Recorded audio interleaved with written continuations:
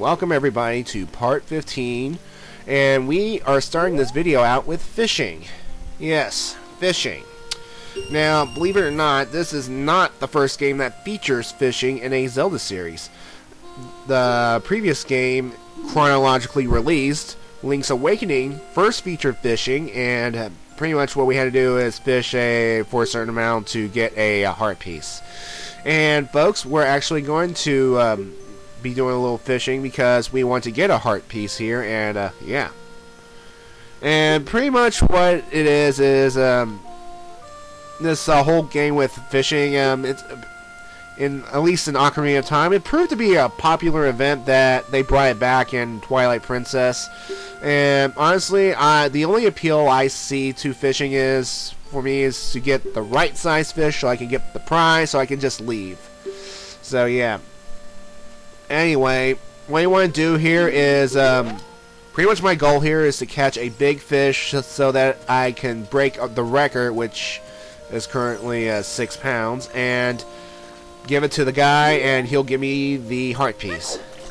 So basically what you want to do is press the B button to cast out your lure and use the A or the control stick to bring it back and trying to track the fish.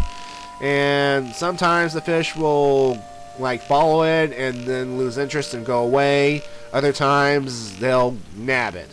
Now, while you're trying to catch the big fish, sometimes the smaller fish will pretty much nab the hook instead, and it'll pretty much scare away the big fish, which sucks because, you know, you're trying to get this one that looks all nice and big, and then all these smaller fish who are too young and reckless, they just ruin the moment. Yeah. Anyway, I like to point out the fact that time also moves while in the fishing pond. However, it moves slower than you would be in Lake Hylia or Hyrule Field. And depending on what time of day it is, it's also where the fish will be moving to. Like a big fish will be located at the 3 reed area at like daytime, and then around night it will relocate to the big log right there. So yeah. Oh, and also it's rare. It hasn't happened to me yet, but it can also rain here, I believe. I don't know if it, or is it Twilight Princess? It's been a while, but anyway, regardless, what you want to do is make sure that when you cast it out, make sure you track the right fish. And here's the thing with trying to get the big fish. Sometimes they will ignore you, and well, they will pay attention to the lure and swim for a certain distance, but then they'll lose interest. And for the times that they actually do bite it, make sure you hold on, make sure you fight, make sure you struggle for it, because it's possible, it's happened to me, that they will actually break free from the hook and swim away. And yeah, that kind of sucks. Like, the best strategy is to have Navi like Z target the big fish and pretty much focus your line and cast it out that way. And also make sure you you can actually get Link to, make sure you put Link in the water that's about shoulder deep, like that way, like make sure Link's in the water enough that he's still standing, but so that he can cast out his line, and that he'll be close enough to the big fish. Like, one of the best places you can get the fish is at this log right there, because for some reason the big fish like to hang out right there. And again, make sure Link is in the water enough so that he's still standing and not swimming. That way, when I eventually get the fish and start reeling it in, then I won't have to reel it in far. In fact, I just lure it enough so that when it starts to bite, like right here, here we go, I start luring the big fish. This is the guy I want. Come on. And then I just toggle it a little toy a little bit. And then, come on, a little closer. Alright. It bites, and I just happen to be right there, and bam! I got the fish. And it is 10 pounds. And you want to keep it, because this guy will nab me my heart piece. So, yeah. There's also this lure called the sinking lure that you can get in the pond. And that's actually an illegal move, because if you catch the big fish using this sinking lure, it'll be considered cheating and you will not get a prize. So, thought I'd point out, I'm not going to do that. So, yeah. Anyway, by giving this guy, the fisherman guy, the fish, he pretty much rewards me with a heart piece. So, yeah. I just like that how people would take time out of the quests to save Hyrule. It's like, screw this whole thing. I'm gonna go fishing for who knows how long I want. And I've known people to actually play this fishing mini game for however long they want. In fact, this guy right here is pretty much saying, hey, don't you have more important things to do? Well, actually, yeah, I do have more important things to do, because I need to go save the world from a bad guy. So yeah, that's all we can do right here. So yeah, we'll come back to fishing later on. Anyway, that's it for Lake Hylia for right now. So jump back into the water and swim over to this structure right here, so that we'll warp ourselves back to Zora's domain. Again, I still don't understand how a lake, which connects to Zora's domain, which is pretty much clear across the map. I mean, enter through this passageway, and we are back in Zora's domain just like that. Again, it's probably magic or something, so yeah. Now, there's the bottle that has a piece of paper in it, so what you want to do is you want to show the Zora King, or King Zora as he is called, said bottle with said piece of paper.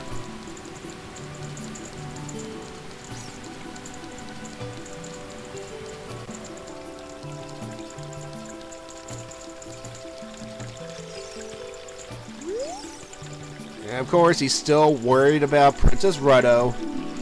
La la la. So, just show him the bottle with a letter inside.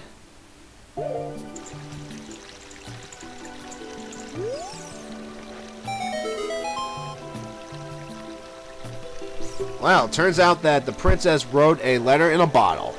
And she is inside Lord Jabu-Jabu. Okay. Okay. Ganondorf paid a visit there too. And he pretty much messed around with Lord Jabu-Jabu. So, yeah, we pretty much... it's pretty obvious by now that Ganondorf pretty much screwed with Lord Jabu-Jabu in order to get the next spiritual stone, so... yeah. Anyway... with that pretty much established that King Zora will charge us to find Princess Ruddo, and by doing so he will start moving his Tookish over so that we can visit Lord Jabu-Jabu's shrine, and he's moving very slowly. Too bad we can't just skip it. You go on a diet, son. Come on. Okay. Anyway, he has the letter, and now we have our third empty bottle to fill with whatever we want. Joy. Alright. By going this way, we will be in Zora's Fountain, and that is a big fish. And that big fish is Lord Jabu-Jabu. Yeah. And Princess Ruddo is inside this giant fish. Huh. Do not disturb Lord Jabu-Jabu. Well, we are going to have to disturb him at some point because, well, I have to get inside. I mean, because perhaps if we say Princess Ruddo, perhaps we'll get the Spiritual Stone of Water. Yes, Zora's Sapphire. And before we enter Lord Jabu-Jabu, let's explore this area just a little bit. Now you can walk along this area or just swim across. And what we want to do here is go to this little island over there next to the cliff. Or whatever that's called. Yeah, basically go over here to this piece of land. Roll over to this tree. There's a gold skull Tulip. You know the drill. Kill it. And grab said token. La la la la la. Yeah, you're gonna see me doing this a lot. Anyway, what you want to do here is go out and get out your bombs, and we want to cause some mayhem. What you want to do is plant it right here next to the wall, and kaboom! Turns out it's a fake wall that opens this big cave, and it's another great fairy fountain. All right. You know the drill. Stand on Triforce symbol, play Zelda's lullaby, and summon the creepy fairy.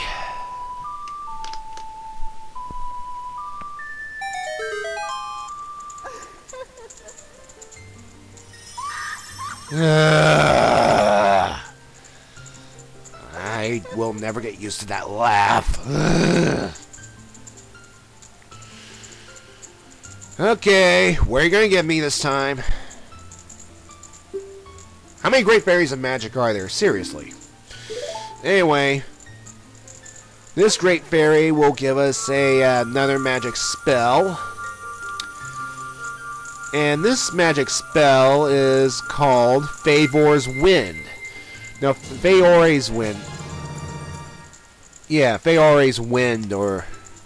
yeah, whatever her name is. Basically, it sets up a warp point inside a dungeon. At a certain point, you set it up like at the dungeon entrance, and you go inside and do whatever. And if you need to get out quickly while inside the dungeon, you just activate the wind again, and you'll just warp back to the entrance. So, it'll come in handy at some point. So, yeah. And by the way, we're getting spells that are based off the names of the three goddesses. You know, Din's Fire, Faor's Wind. And something tells me that later on we're going to get one off the third goddess, Nehru's something. So, yeah, keep that in mind. Now, we still have to get inside Lord Jabu-Jabu because, well, yeah, the princess is inside. So, we can't just, like, walk up to it and it's like, hey, open up! What we need to do, though, is, it's a big fish, right? And big fish, like all things, need to eat. So, what we're going to do now is going to get something to, you know, whet its appetite or something. So, what we're going to do is go back inside Zora's domain. And what we're going to do is, they're in the little pool area, you know, where near the torches, where I got the, chest where the heart piece is. There's actually little fish in there, and these little fish we can actually bottle in the in our one of our empty bottles.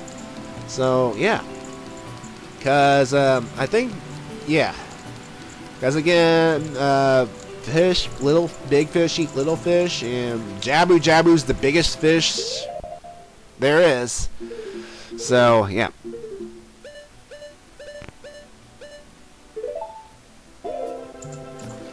And then we now have the bait. So yeah, it does look fresh and delicious. And I wouldn't mind cooking some fish myself. Chomp! Alright, and before I go, I might as well get a red potion because once we are inside Jabu-Jabu, we will begin our third dungeon. Yeah, our third dungeon is inside a living fish.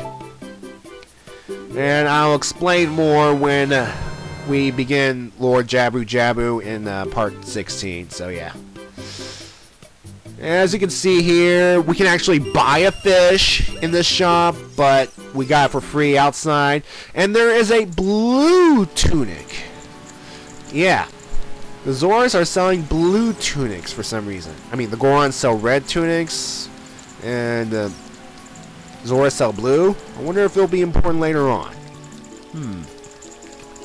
Anyway, well, now that we have our fish, let's go back to Zora's Fountain, and let's see if we can lure Jabu-Jabu to pretty much get his mouth to open. So what you want to do here is pretty much just go onto the altar right here and plop out the fish.